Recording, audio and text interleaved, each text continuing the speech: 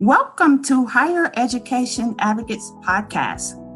This podcast is about supporting students and families as they navigate through the post-secondary complexities of college. From time to time, I will touch base on current events. Expect to hear jam-packed information that includes strategies and tips. The goal is to empower families and help them make informed decisions. Expect to hear from higher education professionals, HR professionals, tax pros, mental health professionals, financial aid administrators, students, parents, plus more.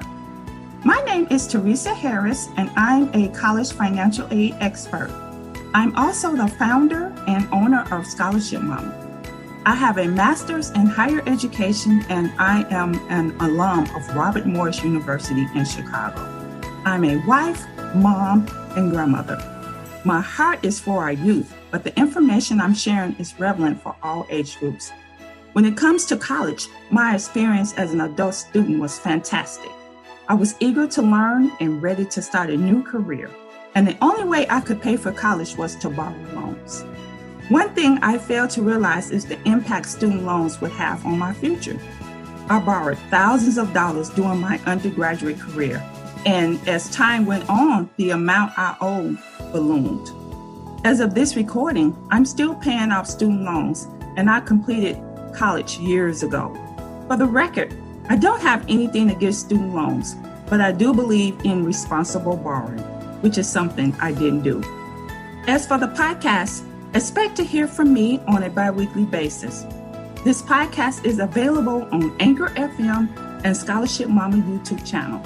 For more information, check out my website, www.scholarshipmomma.com. Hey friends, this is Teresa Harris, aka your Scholarship Momma.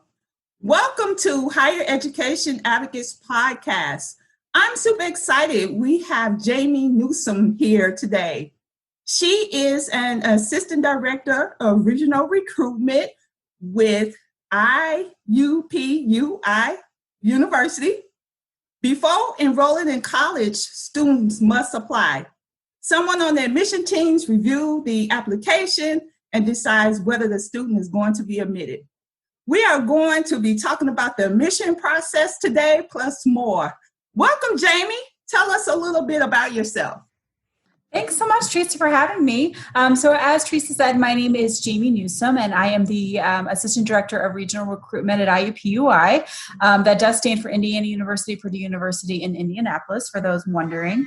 I have been in admissions for about 12 years. I did undergraduate admissions for 3 years at my alma mater in South Carolina, did 7 years of admissions in a law school, and then came back to the undergraduate side about 2 years ago. So I'm excited to be back on the undergraduate side, and I look forward to talking with you, Teresa.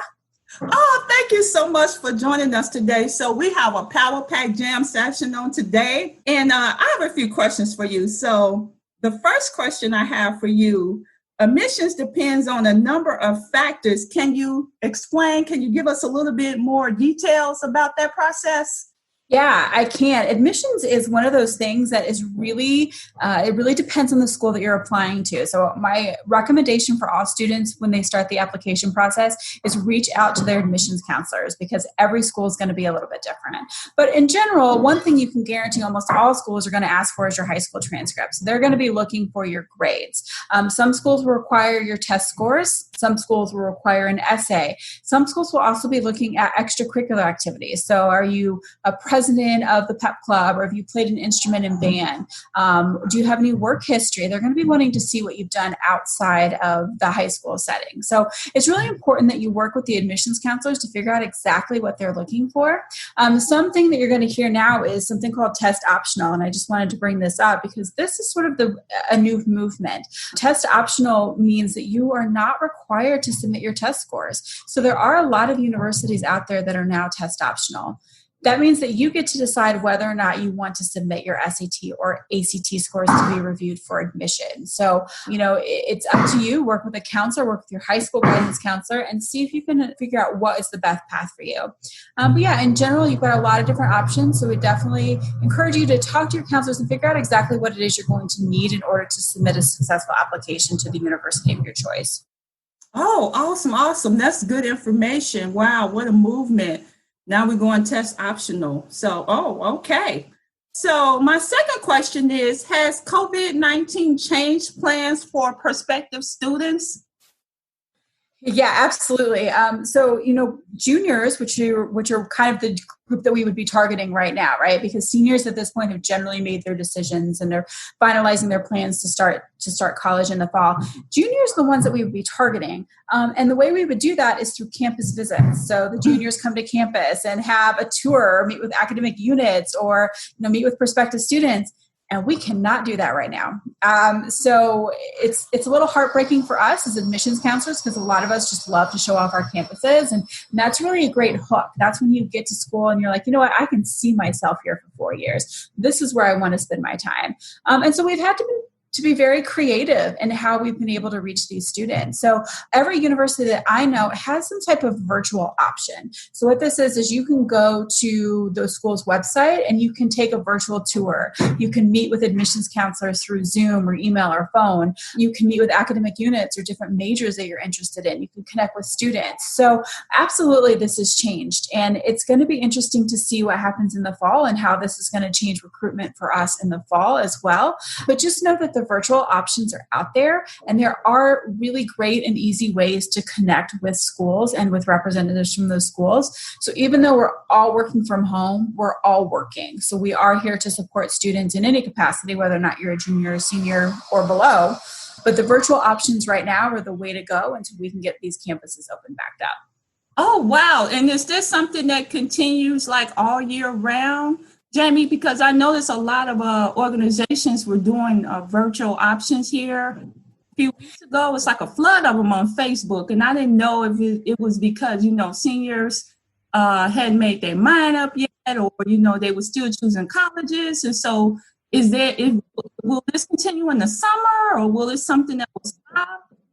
Yeah, I think you'll continue to see these virtual options in the summer, definitely for sure. I think, you said a couple of months ago, and there was some, that very well could have been directed to some seniors as well, because what happened is that a lot of schools moved their admissions deposit deadline back to June 1st. So normally May 1 is the end deadline. That's when you have to make your decisions. A lot of schools, because of COVID, gave students extra time. So there was a lot of virtual programming directed towards seniors, but there's also a lot directed toward juniors at this point. You will continue to see that through the summer. I do also think you'll continue to see some of that through the fall. So even if we're able to get back to a regular recruitment schedule in the fall, these virtual options are convenient for students who aren't able to get to campuses or who don't have the resources to make that happen. So I do think that you will see more of a virtual presence from schools continuing definitely in the summer, but also into the fall.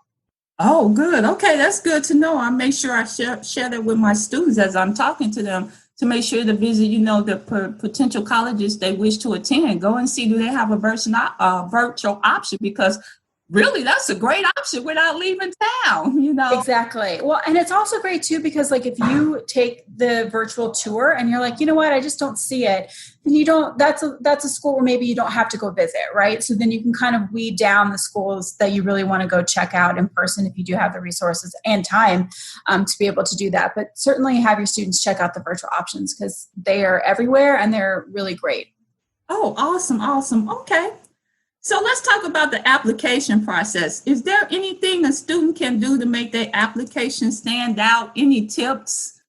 Yeah, absolutely. So one of the things I would tell students to do is just to make sure that all of your writings, whether it be your essay, whether it be just your application, make sure that those are all professional. Make sure that you have correct punctuation and capitalization. That sounds minor, but it actually can make a big difference. The other thing is to have strong letters of recommendation. So, when students are asked who should they ask for a recommendation, I always tell students, ask who the teacher or the employer who knows you best. So this may not necessarily be the employer or the teacher who gave you the best grade, but maybe it was the teacher where you struggled really hard, but you overcame that and came away with a solid B. That's going to be an amazing letter of recommendations because it's going to give the admissions counselor some insight into you. And then last but not least, write an interesting essay. And I think we're going to talk about that in a minute, but definitely make sure that your essay is complete and correct grammatically, punctuation, etc., and make it be interesting. Okay, and speaking of essays, yeah. So I, as a scholarship strategist, I kind of share some of this information when I do scholarship workshops. I have about 2 or 3 slides where I talk about essays. I kind of give a high-level overview of essays about grammar, read and reread, and have someone else to read and read again type information. But can you dig a little bit deeper on that? Because I think that's the number one question outside of financial aid that I probably get asked. Like, students are really confused when it comes to the essay. So any tips, anything that you can share would be really helpful.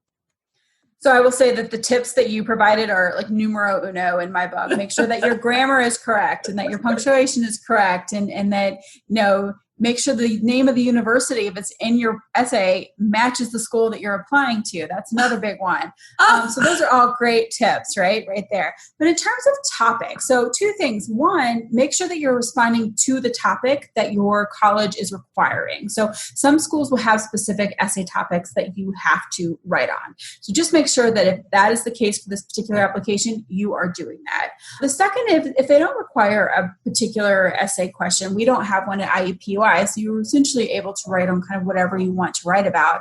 Make it interesting. So what I always recommend is talk about something that's not obvious. So if I were to look at your application and I were to look at your transcript, what's something that's not in there? Example I always use is, let's say you were born in Japan and you lived in Japan for the first 5 years of your life, or first 10 years. That's going to have an effect on who you are and the person that you've become, but that's not going to be obvious in any sort of transcript or any sort of extracurricular activities, right? So that could be something that you could write about. A good story about what you've overcome, if you've had to overcome significant obstacles. Those are great things to talk about.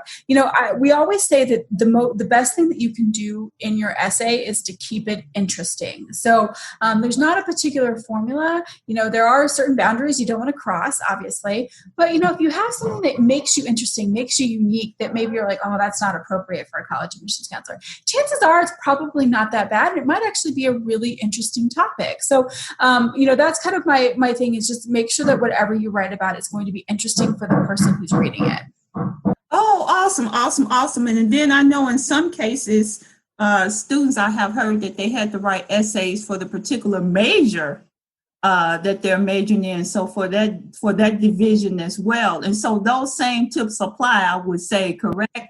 Because they would. Yeah, the only change I would recommend making is if you have to write an essay for a particular major or a particular scholarship, because some scholarships do require those, make sure you write about why that major interests you. So if you're interested in applying to engineering, why? Like, what have you done in the past to kind of show that you are interested in engineering? Where did it come from? Maybe your grandfather was an engineer and, he was your hero, and so you just want to kind of follow in his footsteps. That's the type of stuff, that will grab a reader's attention. Oh, awesome. Okay, those are great suggestions. Thank you so much for that. I can share that with students now when they ask. Another question. What is the one question you wish students would ask? Like that one question. I wish students would ask early on in the process, tell me about your scholarships. And kind of a tangent to that is, how much is this going to cost? So, it's so heartbreaking to me when I worked with a student for, several months and working through their application and them getting admitted. And then it comes down to the final bill and it's like, oh, I can't afford to attend school here. And it's so important to have these conversations with your parents, your family, and your counselors to make sure that you know what it is that you can afford. But if you apply early, you're going to have a lot of opportunities for scholarships. And so I wish students would say, hey, where do I go to apply for scholarships? How can I reduce my overall cost of attendance? Because we certainly want to bring that down so that you don't graduate with a lot of debt. We want you to graduate as free and clear as you can possibly be. So I would really just encourage students, just ask me about scholarships and how much cost of attendance is. Awesome. You speak in my kind of language. See, that's scholarships. I absolutely love to talk about scholarships. That's why they call me Scholarship Mama. And I love that you do that work because it's such an important aspect to make sure that we get these kids through college without coming out on the other side with a ton of debt. Yes, I love it. Thank you so much. So here's my last question. What are you doing to stay healthy, stay safe during this COVID-19? What are you doing here? What are you and your family doing? We are doing our best to stay sane. I am married. My husband is working from home. My sister's living here with us right now. So we have 3 adults working full time from the house, plus 2 kids that we're trying to teach school. So that's been fun. But I've been baking bread. I learned to embroider. So I've been working on that. That's been a lot of fun. We've been going for bike rides as a family. So we've been out and about trying to get a little bit of exercise. And then we've just been playing in our backyard. We'll go out and grill out and just kind of have a little party with the 5 of us in our backyard. So we're doing pretty well. I'll be happy when it's over, but we're doing okay. Awesome. Well, awesome. I love what you and your family are doing. That is amazing.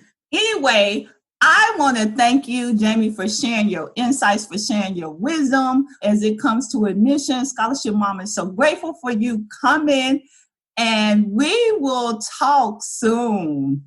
Sounds great. Thanks so much for having me. All righty.